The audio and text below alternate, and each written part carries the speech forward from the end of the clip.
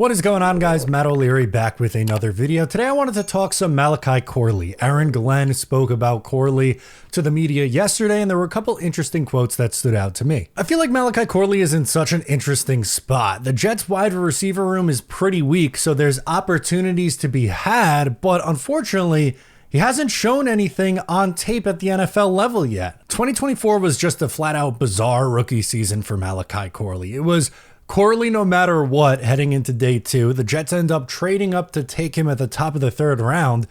And then he barely played as a rookie. And, there's some debates on whether that was on the past coaching staff or if the maturity just wasn't there for Malachi Corley. Still bizarre no matter how you slice it.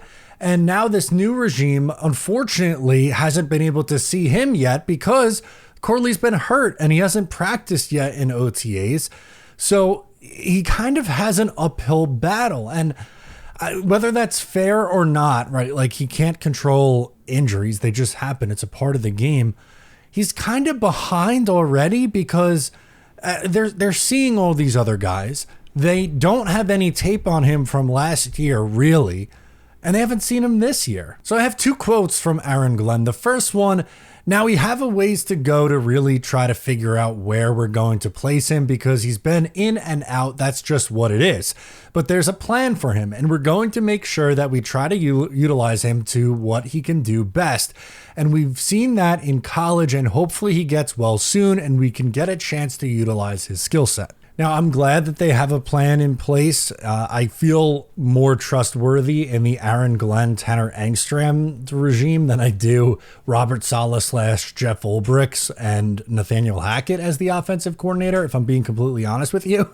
But I'm interested to see what that plan is. I have another quote here in a second that goes into things that Glenn was thinking for Malachi Corley, but my initial thought, and I think this next quote kind of proves that, is I don't think Malachi Corley is going to ever be like that traditional lineup, play 80% of the snaps plus or whatever, and, be a typical wide receiver 2 that's going to catch, I don't know, make up a number, 75 catches for 800 yards. I don't think that's going to be his game, but can he be utilized as a gadget player? Yes. And this is something that honestly I think makes the most sense. So here's a quote. Here's what I remember from Corley, his ability to get the ball in his hands and make something happen. And when you have a player like that, the first thing you think about is screens. You think about punt returns, kick returns. You think about things like that. So it kind of confirms my thoughts there, right? That, the Jets are going to utilize Malachi Corley as likely some special teams, which is good. He can compete with Arian Smith for punt return and kick return. I'm in on that. I don't need to see Xavier Gibson return kicks and punts again in 2025.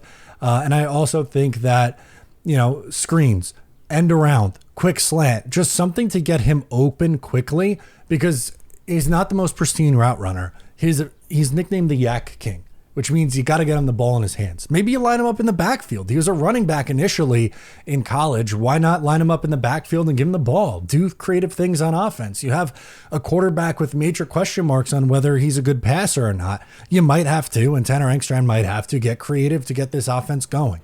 And maybe that's one of those things. So I'm curious what you think as well about Malachi Corley. What role do you see him in 2025? Make sure to let me know in the comments. I'm Matt O'Leary. Subscribe if you're new to the channel, and I'll catch you next time.